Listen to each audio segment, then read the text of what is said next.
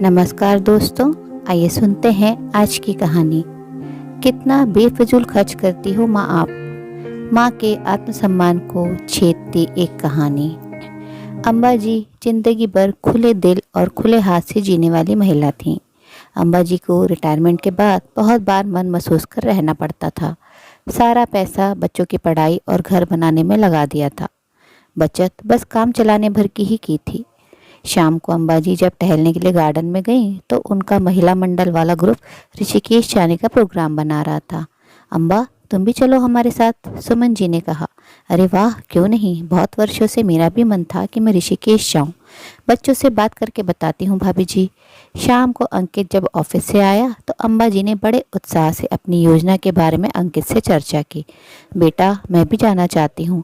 बहुत वर्षों से मेरा मन था और थोड़ा चेंज भी हो जाएगा। अम्मा जी को उम्मीद ही नहीं थी कि उन्हें ऐसा जवाब मिलेगा। मम्मी, कितना खर्च करती हो आप बेफजूल का। कितना वाहियात आइडिया है आपके दोस्तों का। इस उम्र में घर में रहकर भजन कीर्तन करो।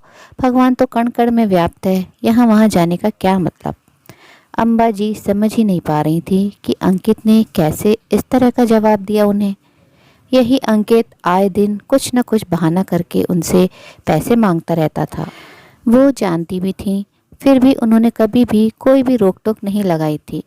आज जब अंकित को लगा कि उसको पैसे देने पड़ेंगे तो वो बिना मतलब के बहाने बनाने लगा था। अम्बा जी ने कोई जवाब नहीं दिया और वो वहाँ से चली गई। सुमन जी का फ़ोन आया तो उन्होंने हाँ कर दिया और उनसे मिलने का वक्त मांगा। भाभी जी, मैं दिन भर खाली बैठी रहती हूँ। मैं कुछ करना चाहती हूँ जिससे इस उम्र में मैं व्यस्त भी रहूँ और आत्मनिर्भर भी। अरे वाह अम्बा, तुमने सही समय पर अपने मन की बात की। मेरे पड़ोस में अनीता रहती हैं, उन्हें एक टीचर की ज़रूरत है। तुम भी एक बहुत अच्छी टीचर थी। अगर तुम फिर से क्लासेस लेना शुरू करो तो अच्छा रहेगा। क्यों नहीं भाभी, आप हाँ कर दीजिए। और भी बच्चे हों तो मैं ले लूँगी। अब अम्बा जी शाम को बच्चों को ट्यूशन पढ़ाने लगी। उन्होंने घर पर नहीं बताया। धीरे धीरे बच्चे बढ़ने लगे। उनका पसंदीदा काम भी मिल गया और पैसे भी अच्छे खासे आने लगे। जब अंकित ऑफिस जाता तो वो आसपास के घरों की डिमांड पर एक खुद का खाना बनाने का रसोई भी चलाने लगी थी, जिसमें सिर्फ वो पराठा ही बनाती थी। अम्बा जी अच्छी कुक थी तो उनके पराठे भी डिमांड में थे। उन्होंने अपने किचन का नाम रखा था घर के पराठे। एक दिन ऑफिस में अपने दोस्त के साथ अंकित खाना खा रहा था। उसके दोस्त ने उसे खाना ऑफर किया। उसे स्वाद बहुत जाना पहचाना लगा। कपिल, ये बहुत स्वादिष्ट पराठे हैं। ऐसा लग रहा है जैसे मेरी माँ के हाथों का है। अरे ये पराठे मैंने पहली बार ऑर्डर किया है। कोई आंटी हैं जो रसोई चलाती हैं। मुझे भी नंबर देना, अंकित बोला। अंकित के होश उड़ गए जब उधर से उसकी माँ की आवाज़ आई। वो कुछ नहीं बोला और उसी समय घर आया।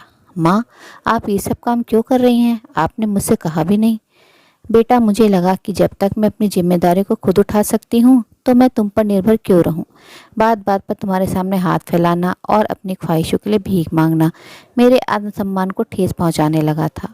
मैं आत्मनिर्भर बनकर ज़िंदगी जीना चाहती हूँ और हाँ, तुम अपने खर्चे स्वयं उठाना और मैं अपने। इस पैसे पर मेरा हक है। मेरी कोई भी जवाबदेही नहीं है तुमको। मैं जहाँ भी जाऊँगी तुम्हें बता दूँगी। तो मेरी ज़िंदगी में हस्तक्षेप नहीं करना और ना ही मैं तुम्हारी ज़िंदगी में करूँगी।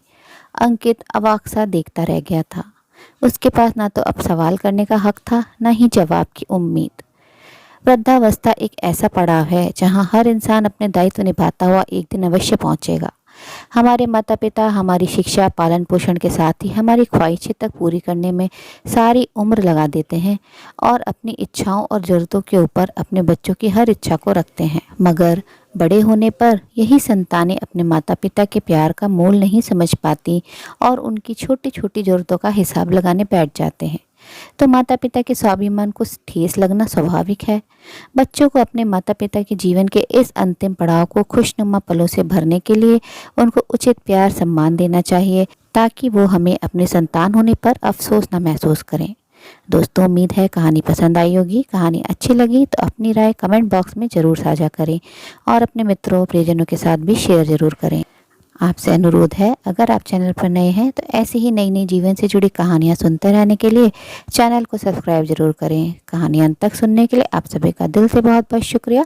तो फिर मिलते मेरी अगली कहानी में। तब तक के लिए आप लोग अपना ध्यान रखिए, खुश रहिए, ऐसे ही कहानियाँ सुनते रहिए।